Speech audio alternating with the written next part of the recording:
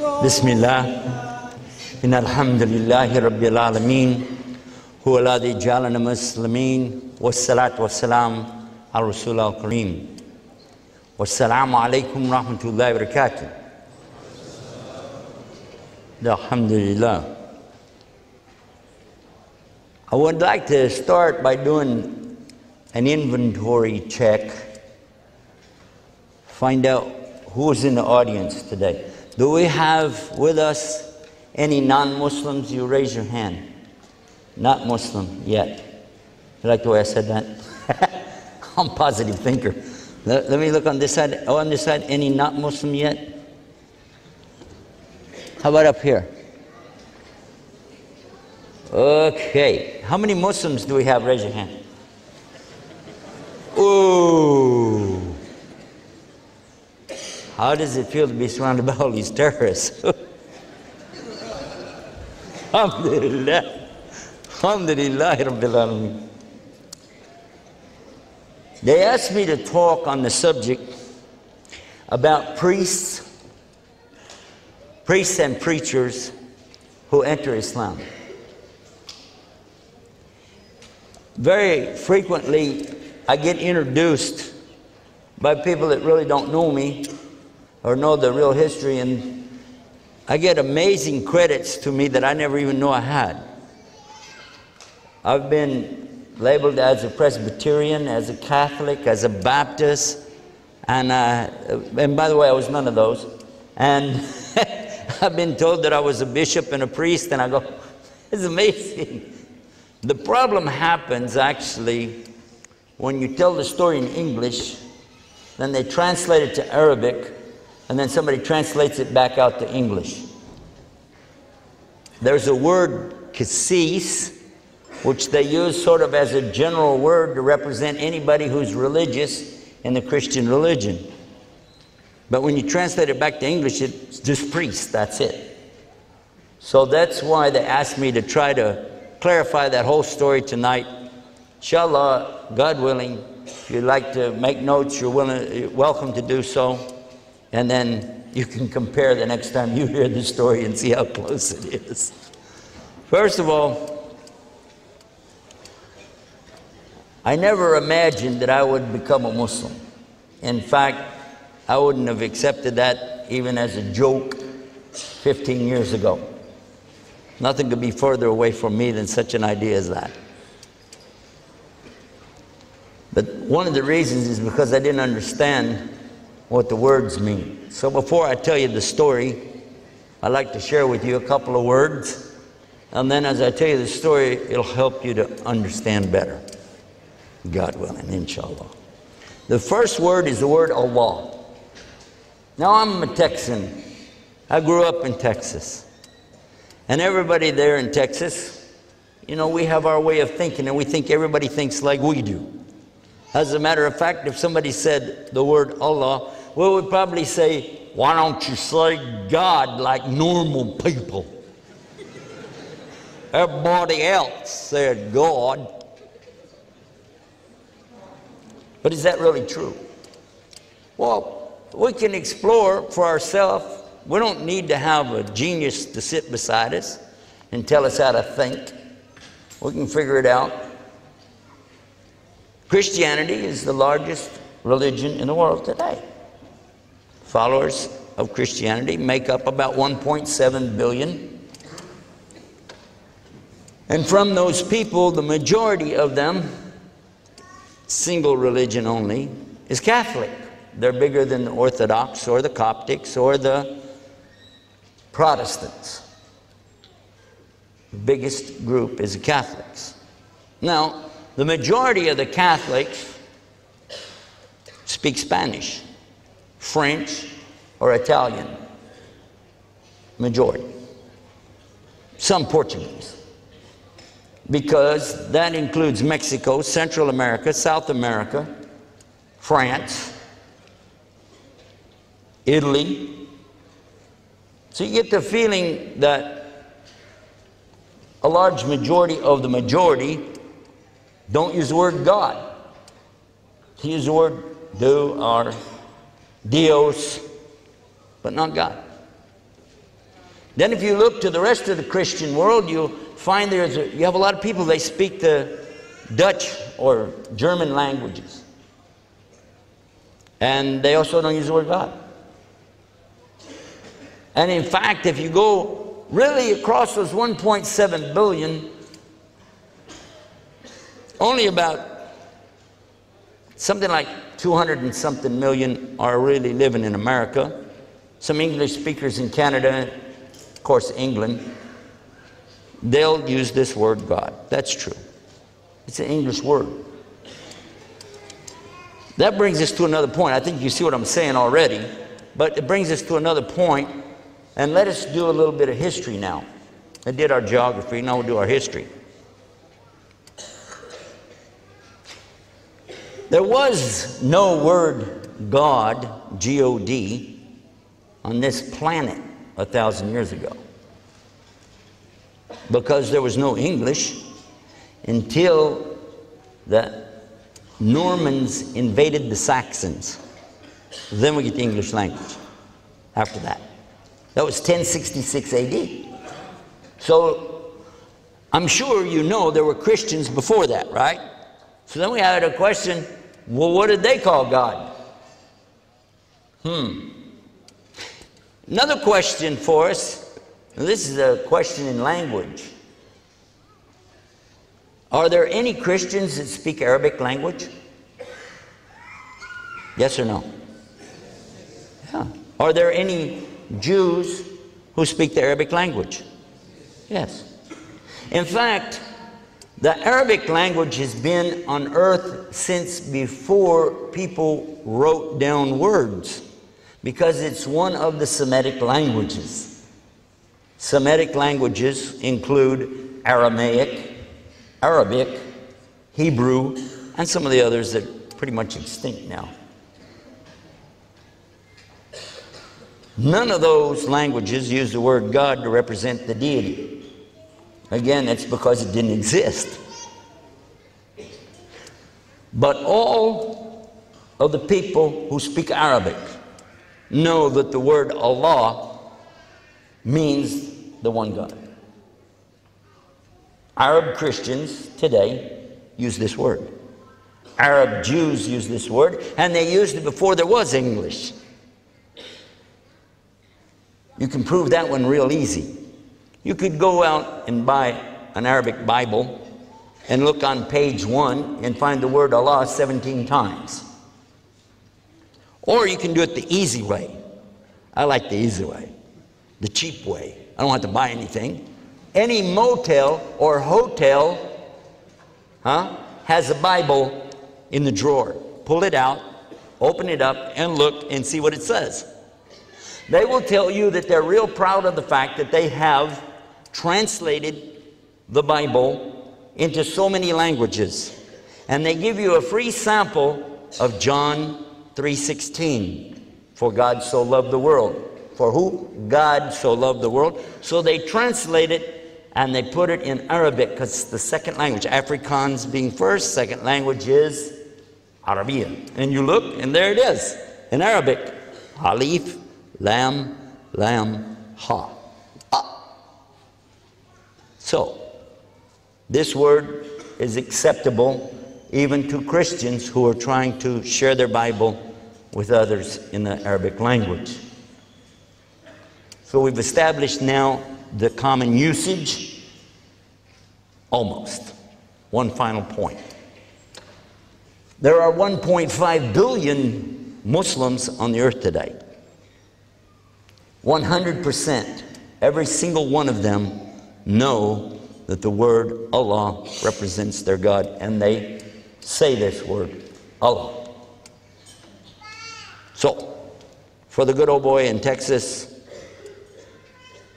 the common word on the earth for the one God is Allah. Oh yeah. Only thing left now is to find out, what does it mean? Does it have a meaning, or is it just a name? There's a word in Arabic which is ilah. Ilah. Ilah means exactly the word God. Ilah means God. God in English can have a s after it, and that makes God's.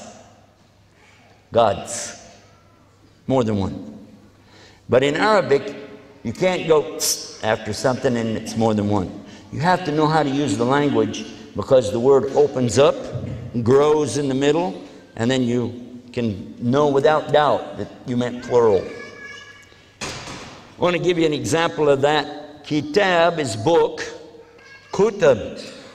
Kutub is books. Yes? Yeah. Another word, masjid, our word for what some people call mosque. Mosque is actually masjid. And the plural, masajid. So you can tell real clear when something's plural. And there is a plural for God, gods. And there is a plural for ilah, awliha. You can make it plural, more than one. You can also take the word God and make it female, goddess. Do the same thing with ilah. You can also take the word God and make it mean the God of Abraham and the God of Jesus, but it's a little bit hard in English because you have to make a big G, capital G. My mother used to see it when she'd read her Bible, the big G. Instead of saying God, she'd say Gwad. So you knew she was talking about Gwad. You don't have to do that with the Arabiya, because when you mean the only one God of Abraham, Moses, Jesus, peace be upon him, you say Allah. Because the structure of this, Allah, actually shows you who you're talking about, because it can't be made plural. You can't put it after it. And you can't make it male or female. When you say Allahu, that means Allah, He is, or He did something, etc. But the He, referring to Allah, is not gender. It simply means respect, because you don't call God it. Likewise, you understand why He doesn't call Himself He, she, because again, Allah has no gender. He's so uniquely one. Allah is not male nor female. Besides, that would compare God to His creation. He's not like His creation. Make sense? So Allah is the perfect word if you mean to say one God, by Himself, no partners, not male, not female. Best word to use? Allah. Some proof about that is the fact, as I already told you, that's the word that was used for centuries before there was Gwad, as my mother would say. That's one of the words. That's why I use the word Allah, and I hope people will understand when I use that. Second word, Islam. What is Islam? Now, today, Muslims around the world are pretty much in a defensive position, trying to say something nice about Islam and convey a message at the same time of a non-violent status, of a beautiful way of life. And they will say, Islam is peace. Islam is peace. Have you heard that one? When I walked out here, I think I said Salam Alaikum, didn't I?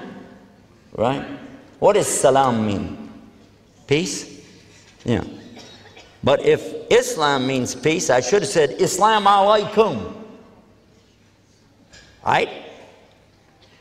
That's wrong. I have to say Salam Alaikum. So what is Islam? Let's look at it. Islam comes from the same root as salam. Sin, lam, mim.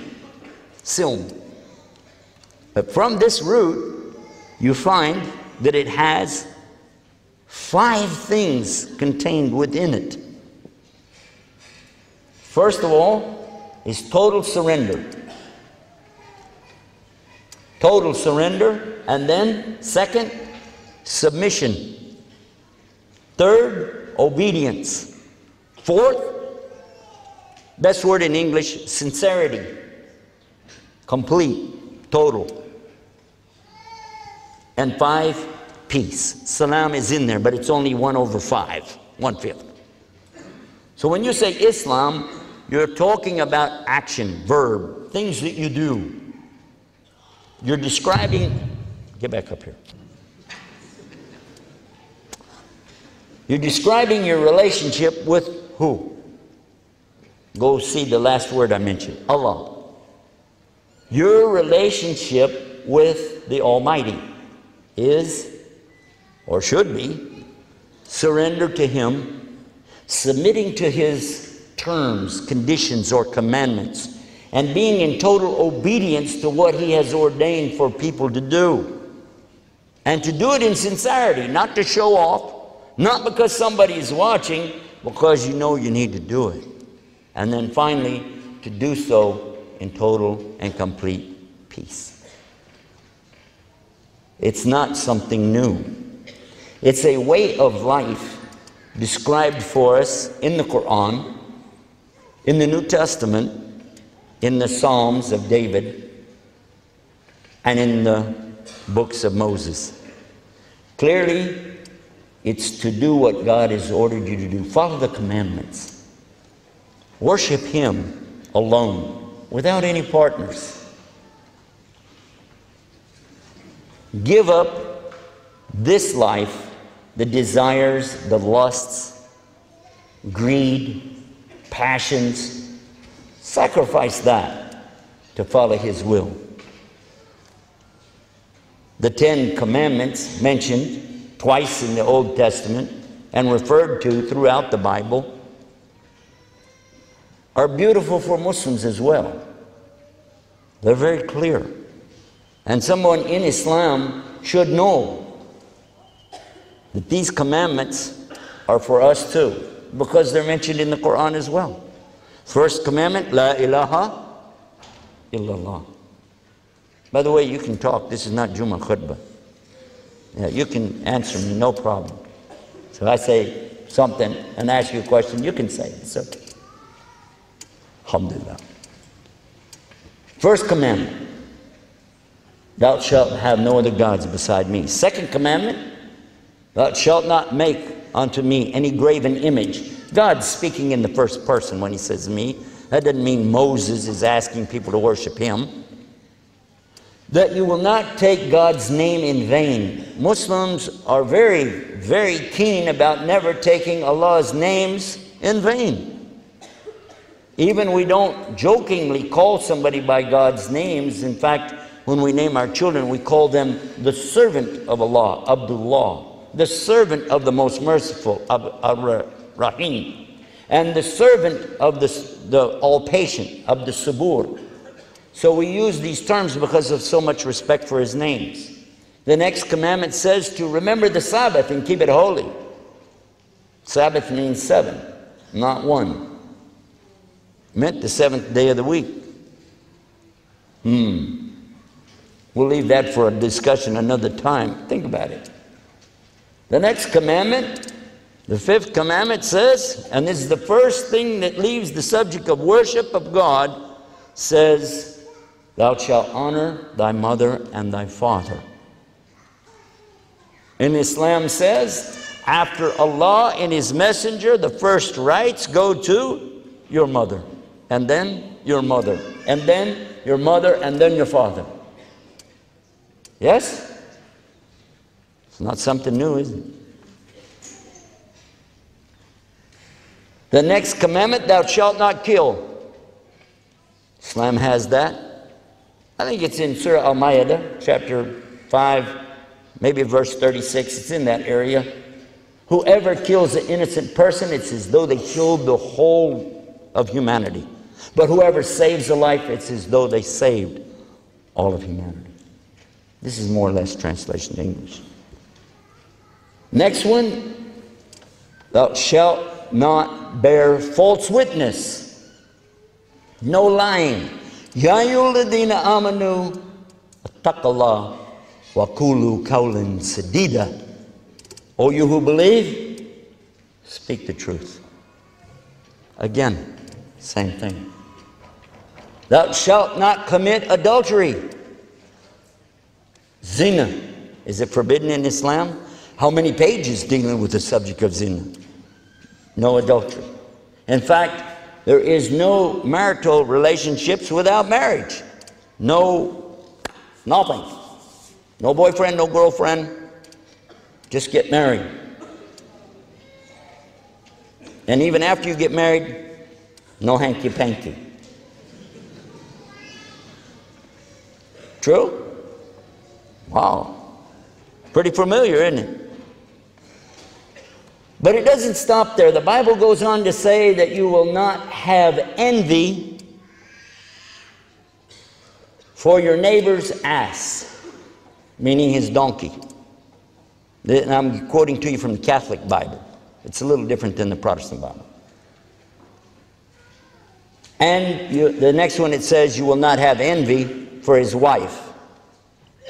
Now the Protestant Bible gives the women a little bit higher status and lets the woman be ahead of the donkey. I don't know why. But in Islam we have real clear وَإِذَا حَسَدٍ إِذَا حَسَدٍ. I'm seeking refuge with Allah from the envier when he does envy. So it's also forbidden in Islam. We didn't mention anything about donkeys and wives, but it's the same thing. Make sense? I got one more word and then I'm ready to tell you the story. The next word is Muslim. Now again, I'm from Texas, so down there we said, oh, I'm old Muslims.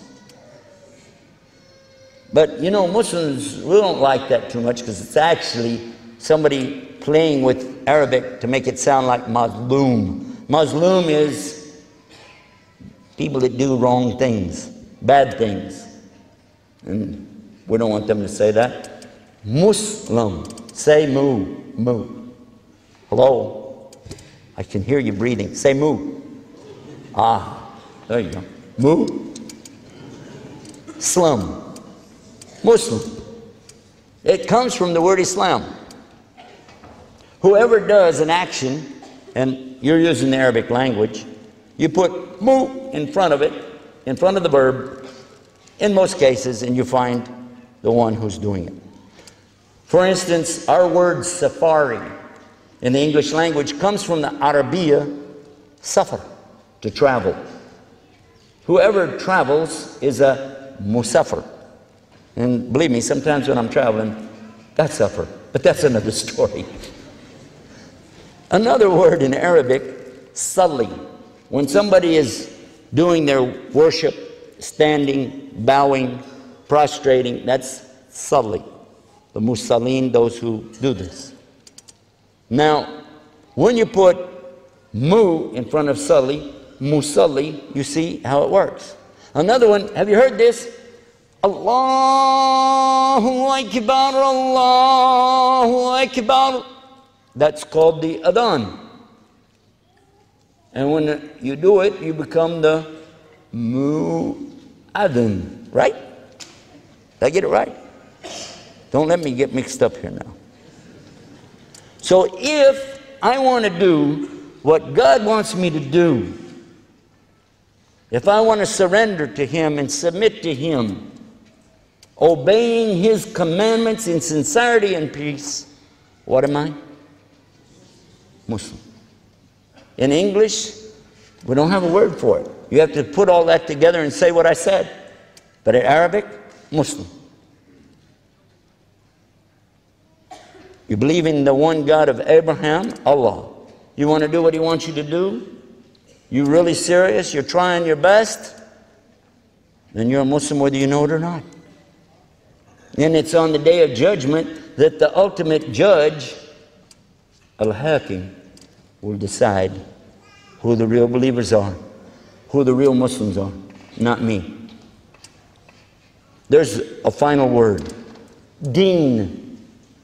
I didn't used to do this, but I found that it's necessary to mention this because of the mistranslation to the English language in Pickthall and Yusuf Ali's translations. They use the word religion. English doesn't have a word to handle the word deen. Religion is really close. It conveys a meaning so we grab it and we go with it, but unfortunately, it is not all-encompassing. The translators of the Bible actually came out with a word a little bit closer to the meaning when they translated what was in the book of the Acts of the Apostles. The first book to follow the Gospels is Paul's book, Acts of the Apostles. In here it tells you that Paul persecuted even unto death the followers of Jesus. But he doesn't call them the followers of Jesus. He calls them the people of the way. And they used a capital W to signify that this was the proper noun, and you capitalize proper nouns with a big W, just like they did with the big G for God. Right? Way. People of the way. Ahl-Din was the reference he was talking about. How many Muslims in here would like to be known as Ahl-Din? Please raise your hand. Ahl-Din. Oh, you don't want to follow the deen of Rasul? Inna dina indallahi al-Islam? How can you be a Muslim you don't follow deen? Let me try that again. How many Muslims would like to be Ahl-Din? Hello? He made up for it. He put two hands this time. Good. Alhamdulillah. I'm only saying it because it's important for the non-Muslim to realize what we're talking about. Our book, the Quran, tells us, in no uncertain terms, by the way, this word deen is used over and over and over, maybe more than the word Islam itself in the Quran. Inna dina indallahi al-Islam. وَمَنْ يَبْتَغِي غَيْرَ الْإِسْلَامَ دِينًا فَلَا يُقْبَلَ مِنْهُ وَهُوَ فِي الْآخِرَةِ مِنَ الْخَاسِرِينَ الْيَوْمَ أَكْمَلْتُ لَكُمْ دِينَكُمْ. Yes or no? At the end of that one, وَرَدِيتُ لَكُمْ إِسْلَامَ دِينًا. Again, the deen. And قُلْ يَا أَيُّهَا الْكَافِرُونَ. How does it end? لَكُمْ دِينَكُمْ وَلِيَ دِينِ. How many times do you think that word is in there? And if you keep saying religion, religion, religion, you know what the problem is going to be? In some cases, it won't make any sense. How do you tell an atheist, mulhid, lakum dinakum waliya din? He doesn't have any religion, but he has a deen, doesn't he? To you, your way. To me, my way. Make sense? Well, if it didn't, go talk to scholars, because I asked them, they said use the word way. And then when I found it there, Paul's using the same expression, makes sense to me. People of the way. The people of Jesus' time were called people of the way. They were never called Christians. The Bible said they were never called Christians until after Paul goes to Antioch, because Paul said that himself. They were never called Christians until after Antioch. Prior to that, they were called Ahl-Din, people of the way. Did Muhammad bring something new? The Quran says no. The Quran clearly tells us in chapter 42, real clear, that this is the deen, way, that was with Abraham. And it's the deen for you, meaning Muhammad sallallahu alaihi wasallam, and the deen of Moses and Jesus, Noah, are mentioned in this verse. Read it. It's not new. And Allah says in Surah Al-Bayyinah, وَمَا أُمِرُوا إِلَّا لِيَعْبُدُوا اللَّهَ مُخْلِصِينَ لَهُ الدِّينَ حُنَفَاءَ وَيُقِيمُوا الصَّلَاةَ وَيُؤْتُوا الزَّكَاةَ وَذَلِكَ دِينُ الْقَيِّمَةِ. How many times you got to hear the word before you go, oh, wait a minute, I got it. Deen. Ahl-Din. Oh, translation, sorry. The people of the book, the Jews and Christians, were not ordered anything more than this, and Allah tells you, to be on the deen. He said, this is what they were ordered, to worship God alone without any partners. Keep religion clean, pure for Him. Establish regular salah, worship. Don't call it prayer, okay? They don't have a word for salah. Establish this ritualistic worship, salah. Pay the zakat, which means charity. You have to give charity. You have to give charity. You have to give charity, or you're not a Muslim. Allah said that in the Quran. Clearly, you're not guided by Quran until you give of the things that Allah gives you. First verses in Surah Baqarah. And Allah said, this is the deen most clear. And we're not going to call it religion. It's the way. It's the way to get to who? Allah. I want to be with Allah in the next life. And really, I want that for everybody here. I do. But the only way we can get there is to do it on His terms. I cannot make up a religion and expect Him to accept it, can I? Can I go out into the bush, pull up some trees, carve them up into some kind of little statue, and start praying to those little sticks and stones and asking them to help me? Can I do that? Physically, you could do it, but would it work? Duh. How is a stick going to help me when I was just cutting it a minute ago and he couldn't help himself? Some people, by the way, carry a lucky rabbit's foot. I don't know if you have that in Australia or not. Do you have that? Lucky rabbit's foot. Have you ever heard of that? Very popular in Texas when I was growing up. Lucky rabbit's foot. There you get the foot, put it on the little chain, wear it around their neck, put it on the keychain. You ever heard of that? Wasn't very lucky for the rabbit, though, was it? Got to think about that. I saw somebody as a driver, taxi driver. He had a little statue in India. He had a little statue in front of his steering wheel. When I got in the car, shut the door, the little statue started to wiggle. I said, what is that? He said, that's my God. Said, that's God? He said, yep. They said, but that's only one God. I said, okay. He said, that's the God for driving around, the traveling God. I said, you know, when I slammed the door, I noticed he wiggled a little bit. If you're a traveling God, you better put a seatbelt on him. Otherwise, he's going to fall on the floor. You're going to have a problem. What's amazing is his comment back to me, because I'm playing with him a little. You know, what if it falls on the floor? What if it breaks? He said, I'll just go buy another one. Besides, he smiles, reaches over and grabs it. It has Velcro on it. So you can make up a God with Velcro on it. You can go out and cut up sticks and stones and play around. But do you really think that's going to benefit you? Who created everything? Who created the heavens and the earth? And you ask the people, and they'll say, Allah, God. And who created the sunset? And who created colors and beauty? Who created you? They'll say the same thing, God. Is that right? Yeah, they'll say that. So the question becomes, then why don't you want to worship Him on His terms? Why do you want to make up a religion? Good question.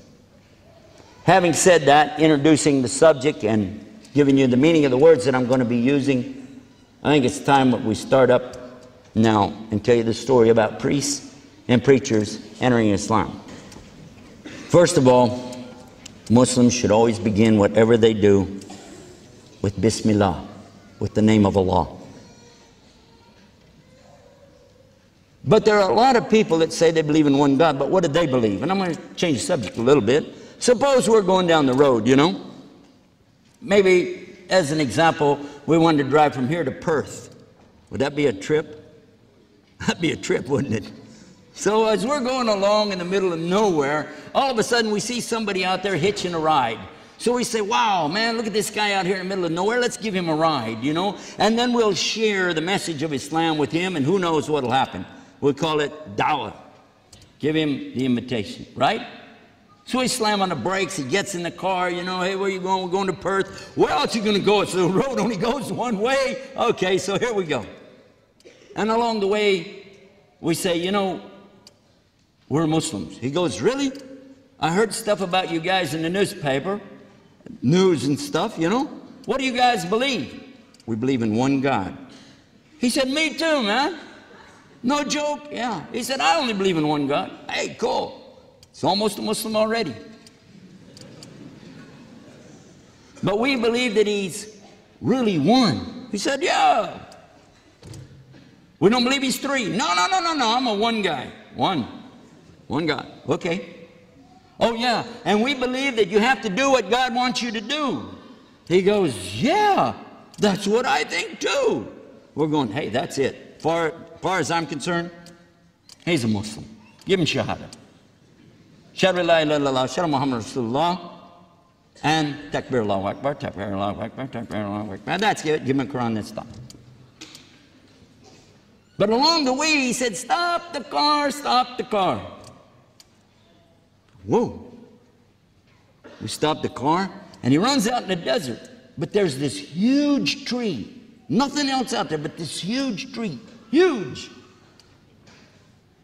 He runs up in front of that tree, and he's standing there like this and bowing down on the ground to this tree. What's that? Could be a sutra. Could be. He comes back. We go,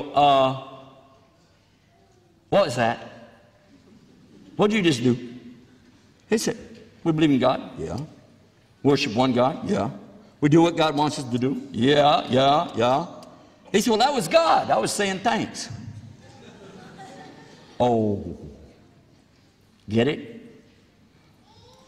What did he mean when he said it? What was in his mind? What's he trying to say? Some people put God in the creation.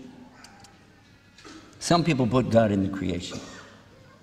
And if they do that, they're always going to come up short. A little later, we're going to go into that and break it down. But now I want to tell you what happened to me. And this is how it started. My father was an ordained minister and a businessman at the same time, non-denominational Protestant, just for the record. I also had become a preacher, but I was also a music minister, meaning that I spent a lot of time playing music, selling musical instruments to the church, etc. And one day, Dad came to me and he said, we're going to be doing business with a man from Egypt. I said, hey, good.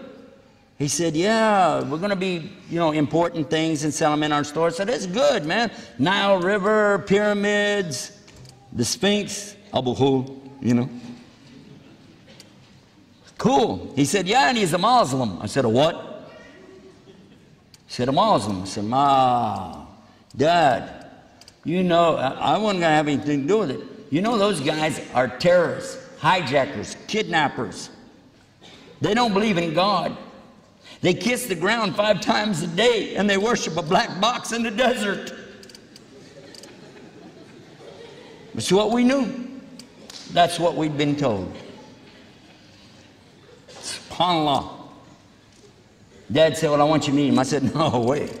He said, you have to meet him. I said, no. Dad said, you will meet him. No, it's my dad's house, Dad's business, and I'll meet him. But I said, it has to be on my terms. He said, okay, what's your terms? I said, I got to come straight from church. I'm going to come straight from the church, and I'm going to have on my cross, have my Bible, and my cap that said, Jesus is Lord. Dad said, okay. And I'm going to bring my born-again wife with me, and we're going to really pray this man into salvation. I said, okay. We came straight from church on Sunday afternoon, went to my dad's store. And by the way, in the United States, you can be open on Sunday. So we went there. I said, where is he? No, I'm expecting to see some guy in a long, black dress and some kind of what we call a baya over it, or bish, and maybe a big turban on his head, eyebrows that go all the way across from one side to the other, with a big sword. I'm looking for Ayatollah Khomeini. But it surprised me. Dad said, here he is. I went, where? This guy? I'm expecting big beard. This guy has no hair at all, not even up here. He's bald. And when I shook his hand, I was surprised. It's warm, like a human being. Last week in Sydney, after our program, the daughter of one of the ministers that was there came to us and she said she was so surprised. She said, "You guys are human just like us." Wow. I think we need to get a new press agent. We're not doing very good with our PR. So I asked him straight up, "Do you believe in God?" You know, like Mom, God. He said, "Yes." "I'm talking about the God of Abraham." He said, "Yes." "Moses?" "Yeah." "David, Solomon?" "Yeah." "You believe in the Bible? Do you believe in the Old Testament?" "Yes." "Psalms?" "Yes." "Yes, but do you believe in the precious name of Jesus?" I said, "Yes." "Well, this is going to be easy." "Yes, sir." I told Dad, let's, bring him on. That'll be great. In fact, we got an extra place out at the house. Let him stay with us. Dad said, "Don't try to convert him." I said, "Me?" So I decided that here's what I'm going to do. I'm going to work with this man day and night and witness to him. That's what they call it in Christianity. Showing him the Bible until he realizes the truth and he becomes a Christian. Now, along the way, we were working together. I was very impressed with his work ethics. He was a very honorable, honest, and truthful person. Had to admire that in him. Really had to admire it. I couldn't help but notice that it didn't matter what it was, he was always fair to the customer. And unlike some people I knew, he never talked about people behind their back. Usually after a customer I don't know, if you go in a store and you act like an idiot and you see the clerk is standing there going, no matter what you do, customer's always right. As soon as you leave, what an idiot. He never did that. That was amazing. And driving, our business took us a lot of miles every day. And while we'd be driving across country in Texas, it was big. Not just maybe like you got here, but big. I would engage in certain kinds of debates with him. Amazingly enough, he avoided debates and just keep throwing questions back to me, just to think. Finally, he told me, "You know what? I'm willing to go to your religion. I'm willing to go to your religion if your religion is better than my religion." Well, that's easy. There's no religion in the world easier than Christianity. Is it? All you got to do is say one thing, and that's it. One thing, you're done. Good to go. Let's start filling up the bathtub. We're going to dunk that boy tonight. We're going to baptize him. But then he threw me a curveball. I don't know where it's coming from. Maybe he watched those cricket players or those rugby guys or something. Man, it come from nowhere. He said, "But you're going to have proof." I said, "What? Proof?" I remember telling him, religion is not about proof. It's about faith, brother. You know what he said? In Islam, we have both proof and faith. And one helps us to get more of the other. I'm going, huh? I can see I need help. I have a friend in those days, another preacher. I had quite a few preacher friends. But this one particular one's pretty well known, at least in our area, because when he feels like, when the Spirit moves him, he takes two huge beams, big wooden boards, bolts them together, carries it on his back like a cross, goes down the highway with this big cross. And then people stop and he gives out these little miniature Bibles.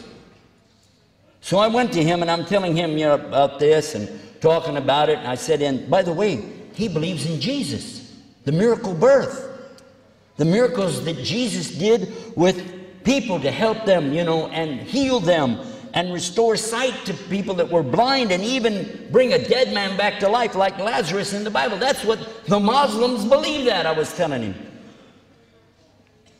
He said, you got a demon. I said, what? He said, you got a demon. I said, I got a demon. How did I get a demon? He said, don't talk about them. Don't talk about those guys. And he kept putting the cross all around.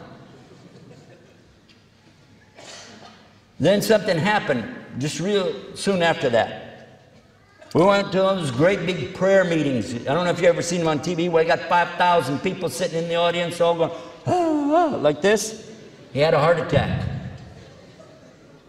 Now that's funny, but not funny, but strange. Let me use the word strange, because the guy on the stage is healing people, and here he had a heart attack back there. First thing they said was call an ambulance.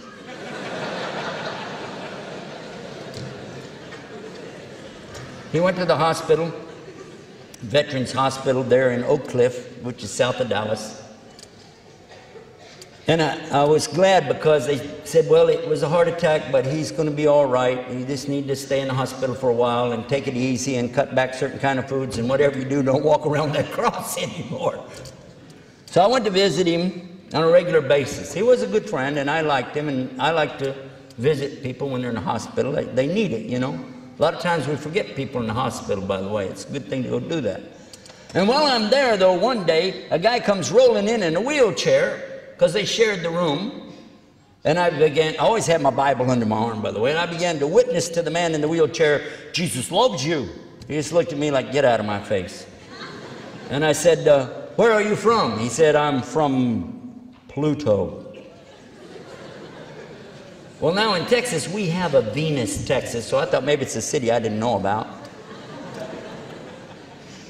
But he was basically telling me to buzz off. I could have said the word you guys use in Australia, but I decided buzz was better. Buzz off.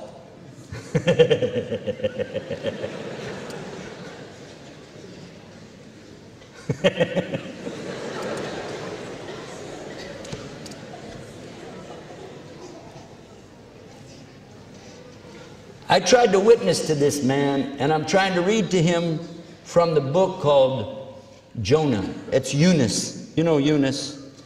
We have him in the Quran. Well, he's in the Bible. The same story. He goes to his people in Nineveh, and they don't listen to him. So he gets out on a boat, and he leaves, and a storm comes up. He goes in the water. The whale swallows him. He goes down to the bottom of the water. The only thing missing out of the Bible is, like, I consider maybe the most important point of the story is in the bottom of the water that Jonah says an amazing statement. Somebody copying the Bible, I guess, left it out because it's a beautiful statement. La ilaha illa anta subhanaka inni kuntu minad dhalimin. Saying, there's no God to worship except you, Allah. The glory, the majesty is to you. And verily, I did wrongdoing to myself. Beautiful statement. Right after that, God caused the whale to spit him up on the land. He went back to his people, etc. You know the story. Anyway, I was reading this to him, witness to him. He started crying. His tears coming down his face. He looked up at me and he said, I'm sorry for the way I treated you. And I'm sorry for my behavior. I had no reason to act like that. It's just I've had a lot of problems in my life that I never imagined I would have. Just unbelievable.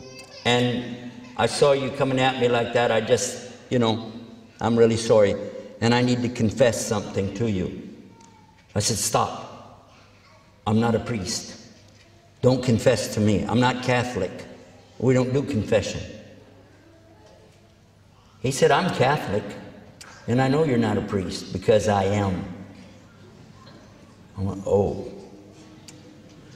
We became very good friends. I was Protestant, he was Catholic. That's okay. When my friend got out of the hospital, I continued to go visit the priest. And when he got out of the hospital, I asked him to come and stay with us and let us take care of him while he got better. He agreed. and he came to be with us. Now watch.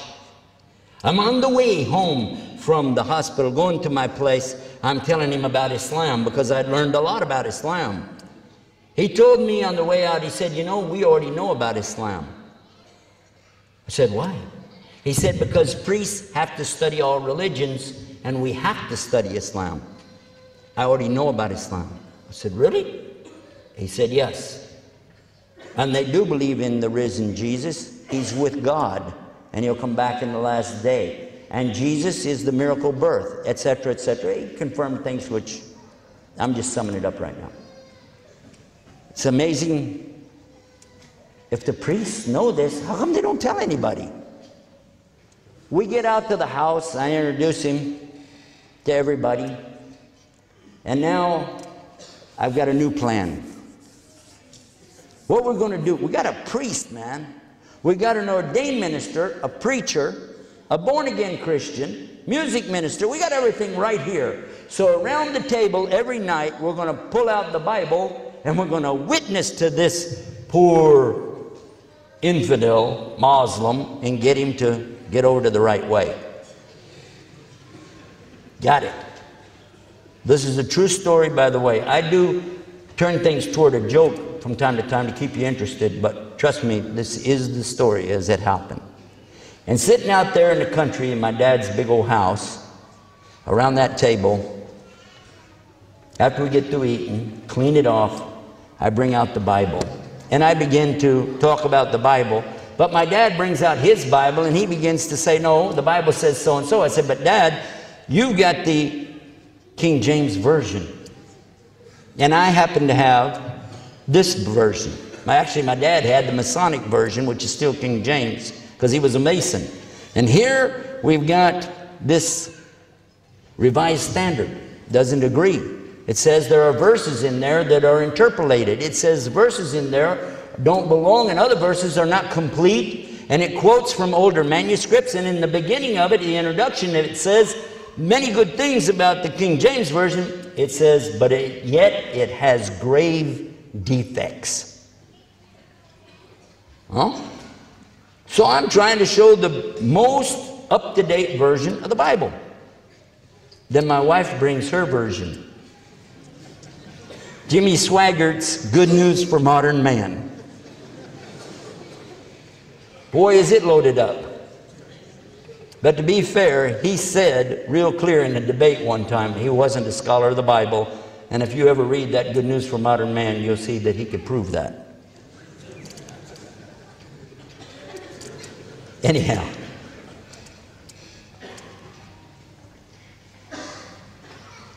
We realized that going around and around with the subject of the Bible is a problem.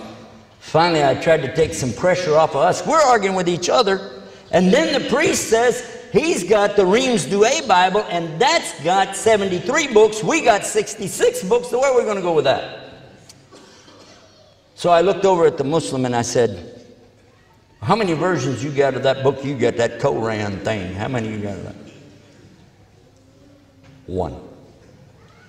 Only one. In 1400 years, one book in the Arabic language. And every single verse is still the same, regardless of where you go. In fact, every single word is still the same, no matter where you go. And it begins with Bismillahir Rahmanir Rahim, and it ends with Minal Jannati wan Nas, and everything in between is the same, whether you go to Iran or if you go to Saudi Arabia, whether you go to Indonesia or if you go to Pakistan, or if you go to Maghreb or Cairo, Egypt, or if you go to Texas, or if you come to Melbourne, Australia, still the same. Doesn't change. The reason is because it's not a book, as in paper and ink. It's a recitation that's in the hearts and minds of the Muslims. And every single Muslim on earth would love to memorize the whole Quran. And every single Muslim on earth has memorized at least some of it. There's no Muslim that I met yet that didn't know how to say Bismillahir Rahmanir Rahim. The vast majority, and I'm not going to say 90% because people do that. I don't know, I didn't do the statistics, but All the Muslims I ever met. Well, we can do it right here. We had a few Muslims I noticed a while ago when we did the inventory. So let me just ask, are there any Muslims here that have memorized an entire chapter, a surah of the Quran, like Fatiha? Raise your hand. Look around the room, folks. Hold your hands up real high so they can see. That's all up here too. Everybody here has memorized at least one chapter. How about 2, 3, 4, 5, 10, 20, 30? SubhanAllah. Wow. Do we have anybody in Melbourne that memorized the entire Quran cover to cover? 1? Where else? Usually sisters. I always find sisters that memorize it. How about half of it? Everyone up here, mashallah. And how many want to memorize all of it? Absolutely. SubhanAllah. And it's only memorized in Arabic. We don't consider it Quran if somebody stands up and said, in the name of Allah, the most gracious and most merciful, huh? You're going to let him lead salat like that? I don't think so. So there's one book. I'm going, oh. And he told us, 1. Never changed. We have the original. Let's change the subject.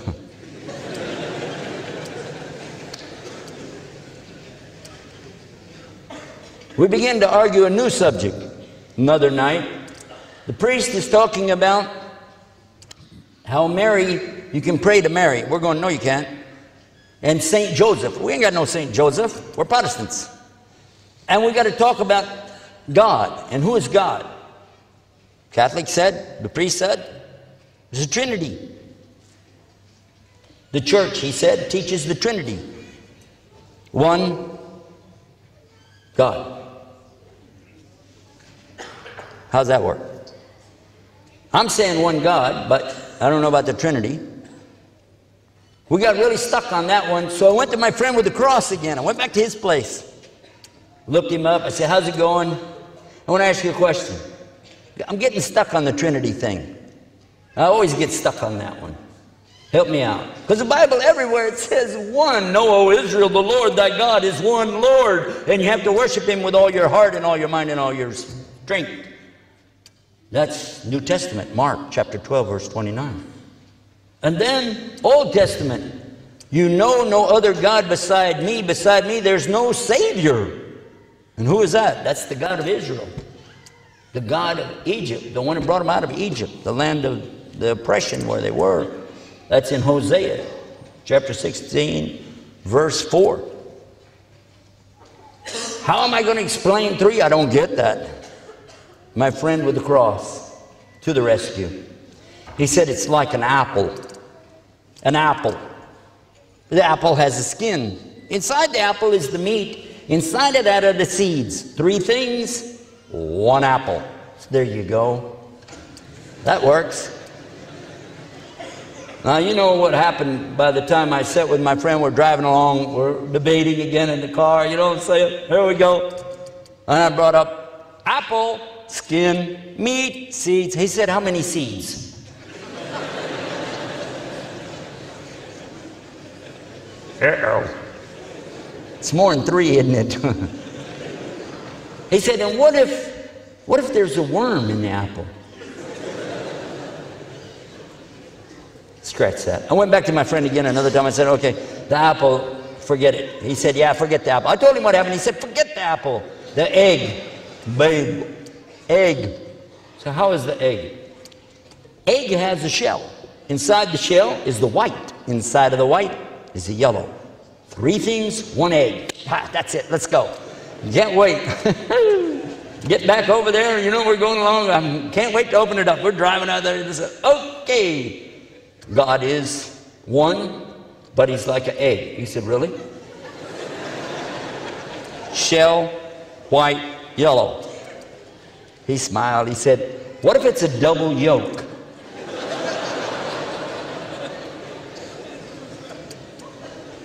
And what if it's rotten? Well, now, where am I to go with that? Well, help is near, by the way. And I meet a gentleman, well, I'm out doing some business, He knows me as a preacher, I guess. And I tell him I'm having a problem with the Trinity. He said, you? How could you have a problem with it? I mean, look at you. You're the one telling everybody. He said, the easiest example is me and my family here. I said, how? He said, look at me. I'm one man, right? Yes. My wife is one person. Yes? Yes.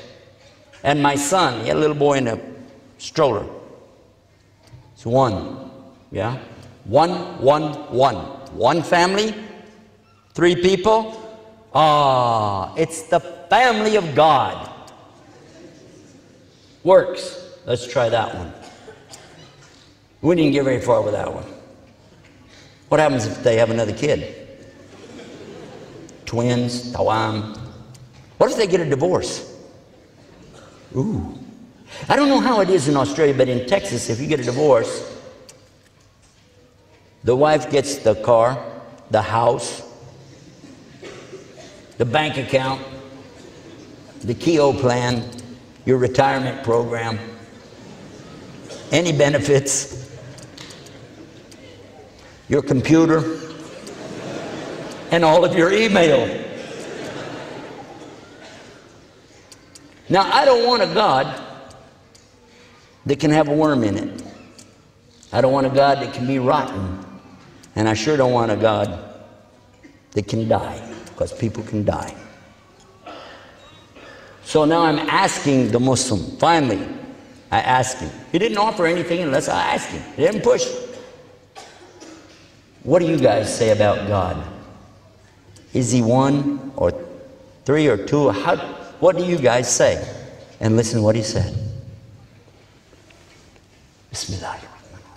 قل هو الله أحد الله الصمد لم يلد ولم يولد ولم يكن له كفوا أحد. The translation, say, O Muhammad, they're asking you about God, say he is Allah, the unique, the eternally sought after by all creation for sustenance, yet he is not sustained. As-Samad. Samad is big, big name. Lam yalid wa lam yulad. He's not the father of anything. He's not the son of anybody. He has no genealogy. Wa lam yakul lahu kufuwan ahad, and he doesn't compare to anything, anywhere, anytime, because he's so unique. Oh. Well, what's he like? Laysa kamithlihi shay'in wa huwa samiun basir.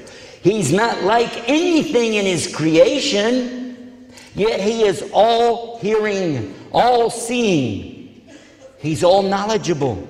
He's all merciful. He's all loving. Al-Wadud. He's all praiseworthy. And he is the peace. As-Salam. And he is the light, An-Nur. And he's the only one that you can turn to and ask for any help and get it. And when I'm hearing these words, I'm thinking, that's what I already believe. That's in the Bible. I saw that in a book, this book, that book. I remember the New Testament said this and this. This is the God, man. How did we come up with 3? Catholic priest provided that answer for us. Oh yeah, he was very knowledgeable in the history of the church. I got it on my website, just in case you want to check it out. IslamTomorrow.com/Bible. I put my commercial in the middle, so when they try to edit it out, they can't, you know. IslamTomorrow.com/Bible. I took it from the Catholic website so you could see it for yourself. They say that the church started in the year 325 AD, after Jesus. Hello? And that's when they held the council to establish God could be 3 and 1 at the same time. That's also when they decided how many books need to be in the Bible and how many don't need to be. They also decided to change Jesus' birthday to be December 25th for some other god they already had in Rome. They also added Easter, the Feast of Ishtar, all of that at the same time. Now I'm hearing this coming from the Catholic right there, telling me that's how it happened. I happen to know a little bit about the Protestant religion. It's a break-off from the Catholic. And then when the Protestants broke off from the Catholic, they tossed out 7 books of the Bible. That's why there's 73 in the Catholic and 66 in the Protestant Bible today. Comparing book to book, gods to gods, it just was mathematically a lot easier for me. But that's not why I went to Islam. I'd like to tell you that it was because of all the rationality behind it, but it wasn't. It was something else. It's because when I thought about it, I realized that there's something inside of me that likes to do what I want to do, regardless of what anybody else says. But there's also a side in me that knows that this is wrong. I need to do what He wants me to do. And now I'm in a fight inside of myself between submitting to Him, as we already mentioned that means Islam, or doing what I want to do. Guess what? While all of this was going on, I'm not the only person in this story.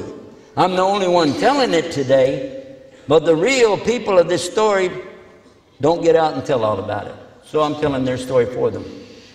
It was the priest who had the biggest job of all, not me. Because he was dedicated to his religion for so many years. He had been a missionary going into South America, Central America, Mexico, learning their languages and speaking their dialect, yet he was from New York. He was an Irish priest from New York. He gave up everything to be a priest. He can't get married. He can't have any children, of course, no grandchildren, no intimate relationship. He gave it all up for the Lord. That's an important concession for a person to do. We don't want to make fun of that. This man has given up more than any of us would really think about doing for our way. But alhamdulillah, Allah didn't ask us to do that.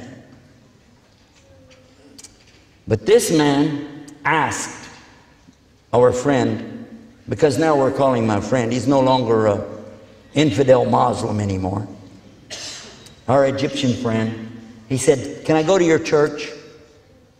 Can I go out there to your, wherever you worship? He said, sure. Took him to the masjid during the week. They came back that night. We said, what happened? He said, what do you mean? I said, come here. What did they do? They like slaughter animals or something? He said, no. He said, they stand the same way that monks stand in a monastery, like this, silently worshiping God. But then they do something that only the priest gets to do, which is the sajda. They bow and do sajda, but he just mentioned the sajda. He said, and it's so peaceful, there's no sound. It's so sweet. I said, what? That's not the kind of religion I grew up in, right? I said, okay, what kind of music did they play? He said, there wasn't any music. I said, what? How are you going to worship God without music? He said, they didn't have any instruments. So I went to my friend, the Egyptian. I said, is that true? You guys don't have any music in your worship service? He said, no. No organs? No pianos? Now we were in that business. Estes Organ and Piano Company, that's us. How many mosques are there on the earth today? He said millions. I said, do you think the Muslims would like to start music in their services? I see opportunity here. He said, I don't think so. And then, a few days later, the priest asked if he could go again to the mosque, because the Muslim regularly would go. He would say, I need to go visit the mosque. Even though they drove something like 25 miles, they would go and come back. That night, they didn't come back, and we were scared. We thought something happened to them. It got later and later and later and later. They missed supper, everything. Finally, they come up the driveway. We could see them coming in the driveway. Saw them get out of the car, start to come up to the porch. And I looked out. Right away, I recognized the shiny spot on the Egyptian. He didn't have any hair. But who is this with him? Who is this guy I see standing with him who's wearing a white dress and got one of these things on his head? And I looked, I said, that's Father Peter Jacobs. I said, Pete, did you become a Muslim? He said, Ashhadu an la ilaha illallah. Ashhadu Muhammad Rasulullah. I was shocked. How could this be? A priest became a Muslim. I went and got my camera. We used to have a TV show, Estes Music Jamboree. Got the cameras out. I was going to do an interview with him right then and there. Why did the priest become a Muslim? By the time I got everything hooked up, got the lights all turned on, he fell asleep. I didn't get to ask him. So I went upstairs. It's still running through my head. It must be after midnight. And I'm upstairs talking to my wife. I'm saying, my God, what's going on? A priest becomes a Muslim? What is this? Is this amazing? Look, one God, they got the Quran, so and so. And she said all of a sudden, I want a divorce. Huh? She said, I want to get a divorce. Okay. What happened? She said, all this talk about Muslim, Islam, everything, you know, doesn't work. I said, okay, we don't have to talk about this.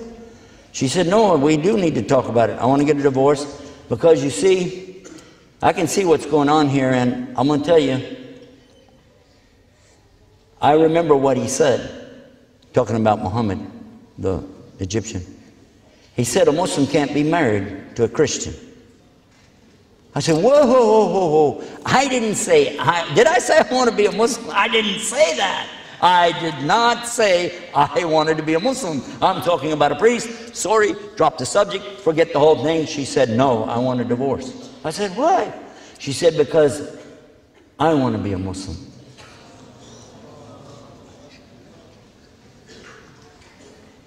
Huh?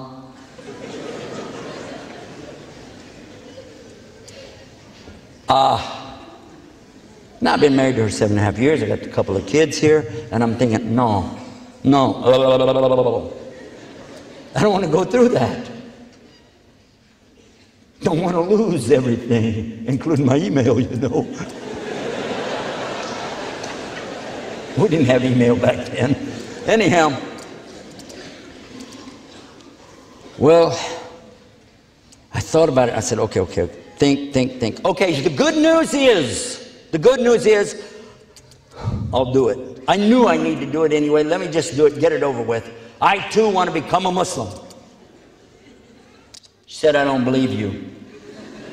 I said, no, I'm serious. I do, I really do. I didn't know how to say it before, but hey, I want to be a Muslim. She said, no, I want a divorce and you're a liar. I said, no, how do you say that? She said, either you're lying right now or you were lying 5 minutes ago when you said you didn't want to be a Muslim. Make up your mind and get out. So I was walking down the steps and I started thinking, where am I going? This is my father's house. I just got through it. Wait a minute. Now it's really late, but I went and I woke up the Egyptian and I said, I got to talk to you. I got to talk to you. He said, what's the matter? I said, step outside. We step outside. I said, a lot of stuff is happening in my life and I need to talk to you. And I began to explain and tell him everything, what's going on in my head, things that happen in my whole life. Just like, you know, I got to tell somebody. I probably made him crazy, but you know what? The best kind of friend isn't the one that really tries to understand you. He's the one that just stands beside you no matter what happens.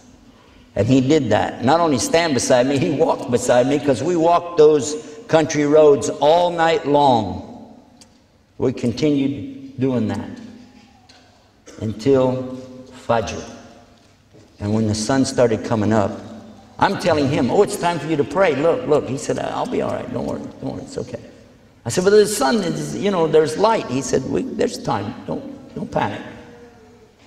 And while he was doing that, I realized it's time for me to stop trying to push on other people what I think or what I feel. It's time for me to deal with it inside. And this is the key, my dear respected brothers and sisters in Islam. This is the key. The muftah is inside, not outside. And when I went behind my father's house and I found a piece of board back there, big board, little shelter over it, nobody could see me, illallah. I put my head down on that board the same way I had seen the Muslim place his head, the same direction toward the east. And in that position with my head on the ground, I said these words, "Oh God, if you're there, guide me." I couldn't think of anything else to say. You sat here tonight, this is not a guy that has a problem coming up with words. Yet, on that occasion, that's all I could say. Nothing else came in my mind. But those words echoed and echoed and echoed through my heart, even till today. Guide me. And Allah said in the Quran, Ihdina siratal mustaqim. When I raised up my head, I knew what I had to do. I knew exactly what I needed to do. I needed to declare publicly that I believe there really is only one God. He has no partners. And that Muhammad ibn Abdullah is his last and his final messenger to deliver that message. And that Isa, Jesus, was also the Messiah, Messihi, messenger, and prophet of Allah. So I went in to my Egyptian friend, and the new Muslim, ex-priest, obviously the church didn't need him anymore. And in front of those two, I swallowed, and I tried to say the words in Arabic, and I was shaking. And as I was saying it, I could feel the tears starting to run down my face, because I knew what it meant. I understood it. Ashhadu an la ilaha illallah. Ashhadu anna Muhammadan Rasulullah.